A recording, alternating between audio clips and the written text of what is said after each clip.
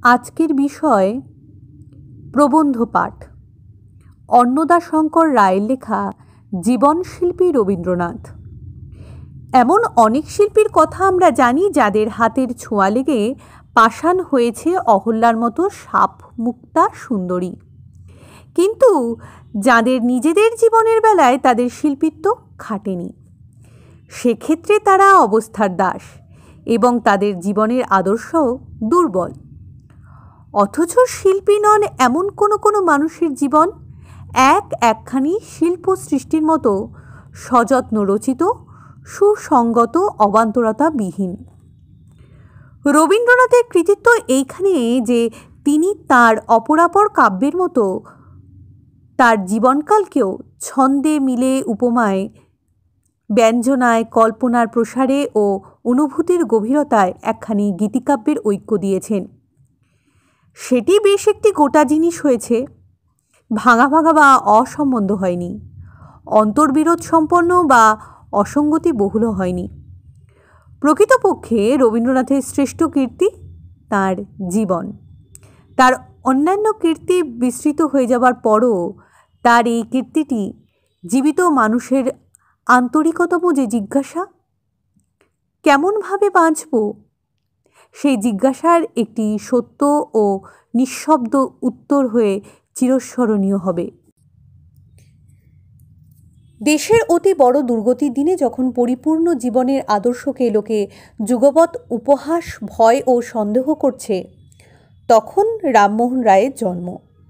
এই মহাপুরুষ শাশ্বত ভারতবর্ষকে আবিষ্কার করে তাকে একটি বৃহত্তর পরিধির মধ্যে প্রতিষ্ঠিত করেন। এনার কাছে রবীন্দ্রনাথ পেলেন দেশকালের অতীত হয়ে বাঁচবার দৃষ্টান্ত। আধুনিক ভারতবর্ষের জনক ঋষি মহর্ষি দেবেন্দ্রনাথ রবীন্দ্রনাথের জনক। তার কাছে রবীন্দ্রনাথ পেলেন ঋষি দৃষ্টি ও মহত্বের প্রতি নিয়ত আকাঙ্ক্ষা। ঠাকুর পরিবারে প্রাচীন ভারতবর্ষ ও আধুনিক পৃথিবীর সমন্বয় ঘটেছিল।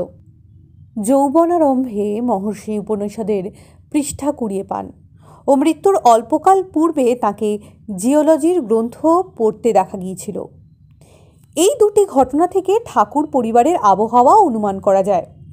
ধর্মে ও কর্মে, ত্যাগে ও ভোগে, কলায় ও বিদ্যায়, সাজাত্যে ও বিশ্ব মানসিকতায় ঠাকুর পরিবারের শিক্ষা আপনাতে আপনি সম্পূর্ণ ছিল। স্কুল কলেজের অপেক্ষা রাখিনি। এই পরিবারের কাছে ও মধ্যে রবীন্দ্রনাথ পেলেন তার বাল্য ও কৈশোরের শিক্ষা। স্কুল যন্ত্রের কবল থেকে অক্ষত দেহমন নিয়ে বেরোতে পারা রবীন্দ্রনাথের মতো শক্তিধর ব্যক্তির পক্ষেও অসম্ভব হতো। ভুক্তভোগী মাত্রই জানেন, রুটিন ও এক্সামিনের যুগল হস্তের ঘন ঘন চপেটাঘাতে কল্পনাবৃত্তি অসার হয়ে যায় ও পাঠ্যপুস্তকে নিবদ্ধ হয়ে পর্যবেক্ষণ শক্তি হয় আড়ষ্ট।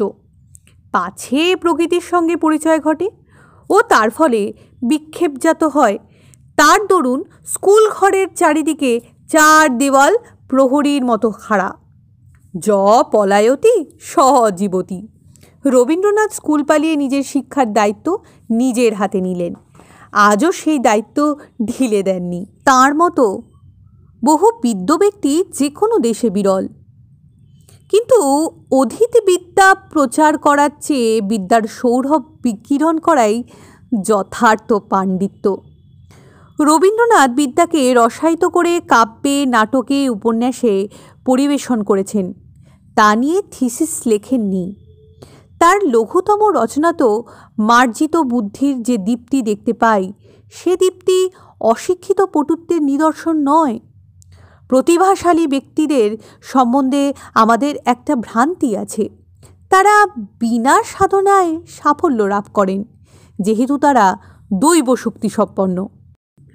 রবীন্দ্রনাথ ডায়েরি রাখেননি, কিন্তু তার ছিন্ন পত্র থেকে জানি তিনি যেমন সব্যসাচী লেখক তেমনি সর্বভুক পাঠক, এবং তার পর্যবেক্ষণশীলতা ও কল্পনাকুশলতা কি প্রকৃতি সংসার কি মানবের সংসার উভয়ের অন্তর্বাহির পুঙ্খানুপুঙ্খরূপে অনুধাবন করেছে। স্কুল কলেজে না গেলে ভদ্র সমাজে একঘরে হতে হয় এবং জীবিকা সম্বন্ধে অতি বড় ধনী সন্তানেরও ভয় থাকে। রবীন্দ্রনাথ অল্প বয়সে স্কুল ত্যাগ করে তার নিজের দিক থেকে ঠিক করলেও অন্য সকলে নিশ্চয়ই তাকে নিরস্ত করবার চেষ্টা করেছিলেন ও তিনি ভুল করলেন বলে দুশ্চিন্তাগ্রস্ত হয়েছিলেন। জীবনশিল্পী এমনই করেই নিজের পরিচয় দেন।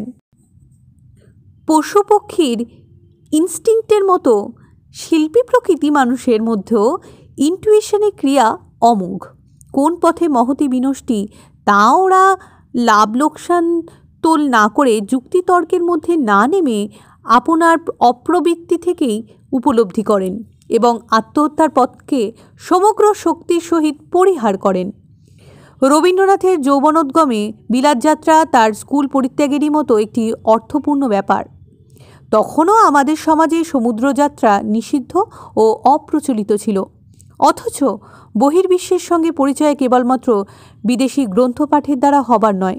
পৃথিবীতে এসে পৃথিবীর সঙ্গে ঘনিষ্ঠ পরিচয় হলো না, এর মতো দুঃখের কথা অল্পই আছে। বিশেষত যে মানুষকে একদিন মানব মাত্রের বন্ধু হতে হবে, প্রতিভ হতে হবে, মানব সম্বন্ধে তুলনামূলক জ্ঞান তার সাধনার অত্যাবশ্যক অঙ্গ। গার্হস্থ্য আশ্রমে প্রবেশ করবার পূর্বে স্বদেশের সঙ্গে বিদেশকে ও নিকটের সঙ্গে দূরকে মিলিয়ে দেখা পূর্ব ও পশ্চিম উভয় মহাদেশের বহুকালীন আদর্শ। তার ফলে মাত্রাজ্ঞান জন্মায়, অহংকার ও মোহ কিছু কমে এবং নিজের ও পরের মাঝখানকার সত্যকার সীমারেখাটি আবিষ্কৃত হয়। রবীন্দ্রনাথ সম্বন্ধে শোনা গেছে যে তিনি জমিদার হিসাবেও বিচক্ষণ ছিলেন, কিন্তু বিচক্ষণ জমিদার হবার দরুন তার বাণী তিক্ত, উদ্ধত বা বিষয়সুলভ হয়নি, পরন্তু বিচক্ষণ জমিদার হবার দরুন তার রচনা রুগ্ন আদর্শবাদ ও গলদস্রু ভাবালুতা থেকে মুক্ত। পরোপকার করতে চাইলেও করা উচিত নয়, যদি তার ফলে পরের আত্মসম্মান ও আত্মনির্ভরতা হয় বিড়ম্বিত। আমাদের দরিদ্রনারায়ণ সেবা, কাঙালি ভোজন ইত্যাদি আদর্শ এমন অস্বাস্থ্যকর যে যথার্থ করুণা ও লোকপ্রীতির পৌরুষ তাতে নেই। প্রাচীন ভারতবর্ষের গার্হস্থ্যের আদর্শই হচ্ছে সর্বদেশের সর্বকালের পূর্ণবয়স্ক মানুষের আদর্শ। তার মধ্যে ভোগ ও ত্যাগ, আনন্দ ও সংযম পাশাপাশি স্থান পেয়েছে। কেবল বিপন্নকে অভয়দান ও আতুরের সেবা নয়, অন্যায়কারীকে আঘাত ও অশিষ্টকে শাসনও তার অন্তর্গত।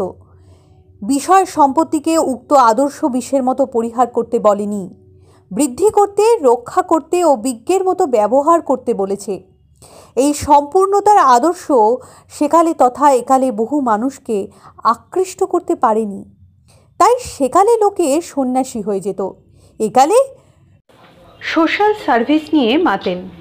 বিচিত্র সংসারের ক্ষুদ্র ও বৃহৎ কর্তব্যগুলোর প্রত্যেকটি সুষ্ঠুভাবে সম্পূর্ণ করাতে চরিত্রের প্রতি অঙ্গের চালনা হয়। এই চালনাই স্বাস্থ্যকর। দুনিয়ায় দুঃখ দৈন্য দূর হলো কি না সেটা ভাবতে যাওয়া অস্বাস্থ্যকর।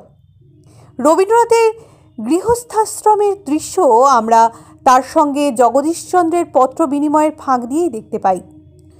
ক্রমে ক্রমে যখন অন্যান্য চিঠিপত্রের বাতায়নদ্বার মুক্ত হবে তখন পূর্ণ দৃশ্যটি উদ্ঘাটিত হবে। সেটির এটা ওটা করে অনেক রেখা ও রং আমাদের অপছন্দ হলেও আমাদের কাছে সমগ্র চিত্রখানির মূল্য কমবে না। রবীন্দ্রনাথ কাঁচা ও পাকা যা কিছু লিখেছেন, হাতের লেখার দিক থেকে প্রত্যেকটি সুন্দর এবং সাহিত্যের দিক থেকে প্রত্যেকটি স্বকীয়। এর থেকে অনুমান হয় যে তুচ্ছ বা মহৎ কোনো কাজই তার পক্ষে হেলা ফেলার যোগ্য নয় এবং তার অন্তঃপ্রকৃতি সর্বমুহূর্তে সতর্ক থাকে, পাছে তার বহিঃপ্রকৃতিকে কিছুমাত্র কুশ্লীলতা বা মামুলিয়ানা প্রকটিত হয়ে পড়ে। একালের মানুষ দিন দিন পল্লীকে ছেড়ে নগরে জুটছে। নগরের প্রধান আকর্ষণ তার নিত্য নতুন চমক, নিত্য নতুন খবর, নিত্য নতুন শিক্ষা, নিত্য নতুন সঙ্গ। এ আকর্ষণকে উপেক্ষা করা যায় না। কত অঞ্চলের কত দেশের মানুষের সঙ্গে দেখা হয়, তাদের সঙ্গে মিলিয়ে নিজের অভ্যস্ত আচার ও মন গড়া বিচারকে আমরা আরেকটু উদার করি। কিন্তু হৃদয়বৃত্তির বিচিত্র চরিতার্থতার জন্যে পল্লী ছিল ভালো এবং পল্লীতে আমরা প্রকৃতির সঙ্গে মিলে মিশে পশু পক্ষী বৃক্ষলতা নদী পর্বতের বৃহত্তর সমাজে ছিলুম। নগর যেমন নিত্য নতুন, পল্লী তেমনি চিরন্তন। দুটোই সত্য এবং দুটোকে জড়িয়েই সত্য। রবীন্দ্রনাথ পল্লীর প্রতি পক্ষপাত করলেও নগরকে বর্জন করলেন না। প্রকৃতির সুধা ও জনসংঘাত মদিরা পান করে তিনি উভয় সত্যের স্বাদ গ্রহণ করলেন। পদ্মাবক্ষে নৌকা বাসের দিনগুলি আধুনিক যুগের নাগরিক মানুষের কাছে যেমন রোম্যান্সের মতো লাগে, অতটা নির্জনতা আমাদের সয় না। তাতে আমাদের আধ্যাত্মিক অগ্নিমান্দের সূচনা হয়। পল্লী ও নগর উভয়কে উপভোগ করতে পারা চাই, শুধু একবার চোখ বুলিয়ে গিয়ে উচ্ছ্বসিত হওয়া উপভোগ করা নয়। একান্তভাবে সভ্য ও আধুনিক হতে গিয়ে যা সৃষ্টি করব তা আধুনিকতার মতো অচিরস্থায়ী ও সভ্যতার মতো অগভীর হবে। অবিমিশ্র নাগরিক অভিজ্ঞতার উপদ্রব আমরা সাহিত্যে পোহাচ্ছি। চিড়িয়াখানায় গিয়ে জীবচরিত্র অধ্যয়ন করার মতো নগর থেকে কি মানব চরিত্র কি বিশ্ব ব্যাপার কোনোটার ঠিকমতো নিরিখ হয় না। বাস্তব বলে যাকে চালাই সেটা একটা বিশেষ অবস্থায় বাস্তব। বদ্ধ ঘরে প্রতিধ্বনির মতো জীবনের হাহাকারকে নগর অতিরঞ্জিত করে। জীবনের দুঃখ দৈন্যগুলোকে অপরিমিতকালের পটভূমিকায় প্রসারিত করলে তাদের সত্যিকারের পরিমাণ উপলব্ধি করি এবং মানুষের সংসারকে অপরিমিত প্রাণলোকের অধিকারভুক্ত বলে জানলে যা নিয়ে উত্তেজিত পীড়িত ও ক্ষতিগ্রস্ত বোধ করছি তার দিকে সুদূরের দৃষ্টিতে তাকিয়ে আনন্দ পাই। রবীন্দ্রনাথের যৌবনের দিনগুলি অল্প পরিসরের মধ্যে সত্য ছিল, সম্পূর্ণ ছিল।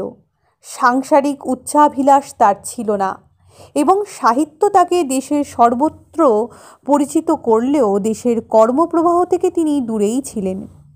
হঠাৎ একদিন দেশের নবযুগের প্রাণস্পন্দন এলো। সে যে কী অপূর্ব জন্মলক্ষণ ঘরে বাইরেতে তার বর্ণনা আছে। রবীন্দ্রনাথ তার নিভৃত সাধনা ছেড়ে সকলের সঙ্গে যোগ দিলেন। বৃহৎ সংসারের প্রতি কর্তব্য একদিন না একদিন করতেই হবে, দেশের প্রতি, সমাজের প্রতি, পৃথিবীর প্রতি। কিন্তু সেই কর্তব্য যার প্রতি, সে যে পরিমাণে বৃহৎ, কর্তব্যের পূর্বাহ্নের সাধনাও যেন সেই পরিমাণে বিপুল হয়। দেশের প্রতি রবীন্দ্রনাথের শ্রদ্ধা কেবলমাত্র পণ্যনিবন্ধ ছিল না, দেশের ধর্ম, সমাজ, ইতিহাস, সাহিত্য, সঙ্গীত ইত্যাদি ঠাকুর পরিবারের অন্যান্যদের মতো তারও অনুরাগের সামগ্রী ছিল। দেশের শিল্পদ্রব্যের পৃষ্ঠপোষকতা এরা স্বদেশী আন্দোলনের 40-50 বছর আগে থেকেই করে আসছিলেন।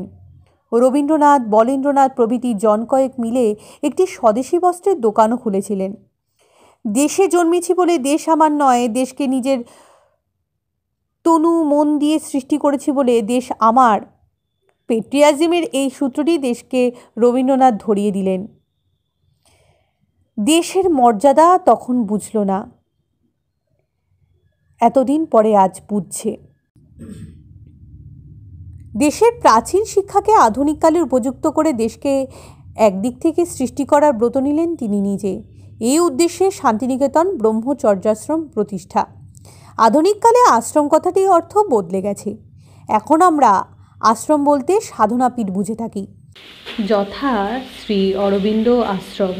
রবীন্দ্রনাথের প্রতিষ্ঠিত আশ্রম প্রাচীন অর্থের আশ্রম, অর্থাৎ অবস্থা।